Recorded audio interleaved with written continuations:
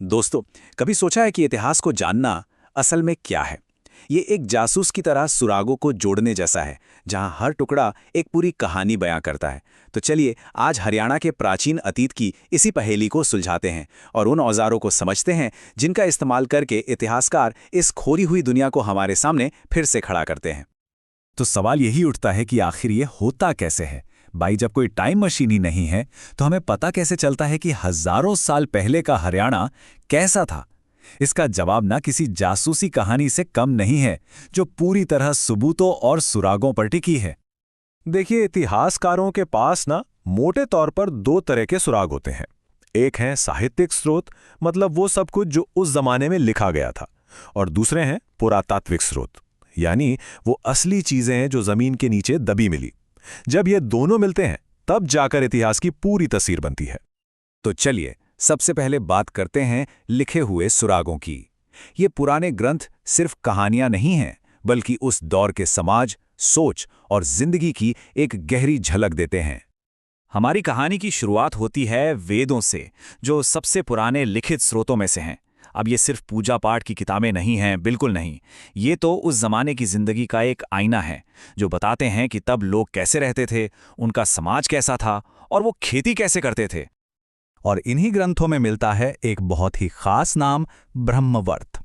ये वैदिक काल में हरियाणा के इलाके को दिया गया नाम था।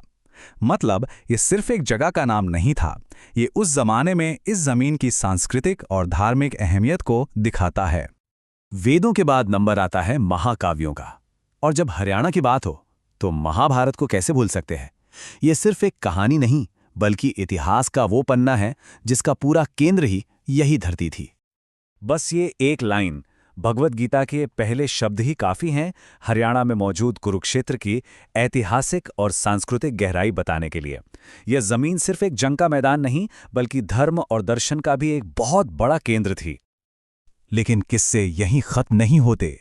सोचिए, एक बहुत बड़ी लाइब्रेरी है जिसमें पुराण हमें राजा महाराजाओं की कहानियां सुनाते हैं, तो वहीं बौद्ध और जैन ग्रंथ हमें उस वक्त के व्यापार, शहरों और समाज के बारे में बताते हैं। हर किताब एक नया राज खोलती है। अच्छा, अब किताबों की दुनिया से बाहर निकलते हैं और सीधे जमीन पर चलते हैं, उन सबूतों के पास जिन्हें हम असल में छू सकते हैं। देखते हैं कि ये जमीनी सबूत हमें क्या कहानी सुनाते हैं। अब ये जो नक्शा दिख रहा है ना, ये उस जमाने की बस्तियों का है। राखीगढ़ी, बनावली, मिताथल, ये सिर्फ नाम नहीं, ये हजारों साल पहले के जीते जागते शहर थे। और सबसे मजेदार बात देखिए, भगवानपुरा जैसी जगह पर जहां हड़प्पा और वैदिक दोनों संस्कृतियों के सबूत एक साथ मिले हैं।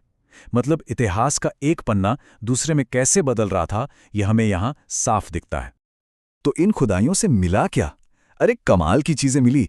पता चला कि वो लोग कितने ऑर्गेनाइज्ड थे। एकदम प्लान्ड शहर, एक ही साइज की ईंटें और यहां तक कि गजब के ड्रेनेज सिस्टम। मतलब ये कोई मामूली बस्ती नहीं थी, ये एक बहुत ही एडवांस्ड सिविलाइजेशन थी। अब थोड़ा टाइम में आगे चलते हैं, मौर्य काल में। यहां एक और कमाल का पुरातात्विक सुराग मिलता है, अभिलेख। समझिए, ये पत्थर पर लिखे सरकारी ऐलान थे, एक परमानेंट रिकॉर्ड। सम्राट अशोक के शिलालेख इसका सबसे बेहतरीन उदाहरण है। तो एक इतिहासकार इन पत्थरों से मतलब कैसे निकालता है? प्रोसेस कुछ ऐसा है। पहले ये शिलालेख खोजे जाते हैं, फिर ब्राह्मी जैसी पुरानी लिपि को डिकोड किया जाता है, और तब जाकर हमें मौर्यों के राजकाज और बौद्ध धर्म के फैलाव जैसी बड़ी बड़ी बातें समझ आती हैं। और भी हैं सुराग, उस जमाने के सिक्के। वो अपनी कहानी सुनाते हैं अर्थव्यवस्था की, राजाओं की। और जो मूर्तियां या मंदिरों के टूटे फूटे हिस्से मिले हैं, वो हमें उस दौर की कला और लोगों की आस्था के बारे में सीधे सीधे बताते हैं। हर छोटी चीज एक बड़ा राज खोलती है। अच्छा, अभी तक तो हमने वो सबूत देखे जो यहीं मिले, लेकिन पूरी कहानी जानने के लिए हमें बाहर की नज़र से भी देखना होगा। मतलब दूसरे लोगों ने इस इलाके के बारे में क्या लिखा। ये विदेशी यात्रियों के लिखे रिकॉर्ड्स तो सोने पे सुहागा हैं। ये एक तरह से उस जमाने की आई विटनेस रिपोर्ट है, जैसे मेगास्थनीज ने इंडिका में मौर्य समाज के बारे में बताया, या फिर फाहियान और ह्यूएनसांग जैसे चीनी यात्रियों ने जो यहाँ के मठों और शहरों के बारे में लिखा, वो तो हमें अपने ग्रंथों में भी नहीं मिलता। और हाँ, उन कहानियों को तो बिल्कुल नहीं भूलना चाहिए जो कभी लिखी ही नहीं गईं।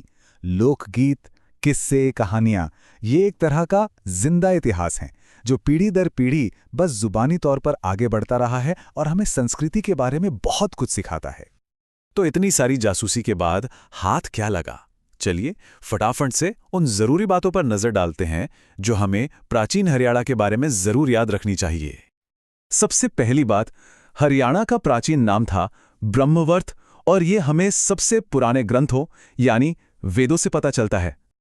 दूसरी जरूरी बात, यही वो जमीन है जहां महाभारत का युद्ध हुआ, और वो जगह थी कुरुक्षेत्र, जो आज भी उतनी ही अहम है।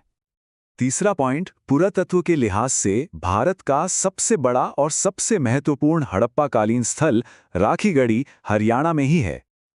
और चौथी बात, यहां जो सम्राट अशोक के शिलालेख मिले वो प्राचीन ब्राह्मी लिपि में लिखे हुए हैं, जो हमें सीधे मौर्य काल से जोड़ते हैं। तो देखा, इतिहास को जानना कैसे बिखरे हुए टुकड़ों को जोड़कर एक तस्वीर बनाने जैसा है। लेकिन ये तस्वीर अभी पूरी नहीं हुई है। जमीन के नीचे न जाने अभी और कितने राज दफन हैं। ये सोचना ही कितना रोमांचक है कि भविष्य में हरियाणा की धरती हमें और कौन सी नई अनसुनी कहानियां सुनाने वाली है।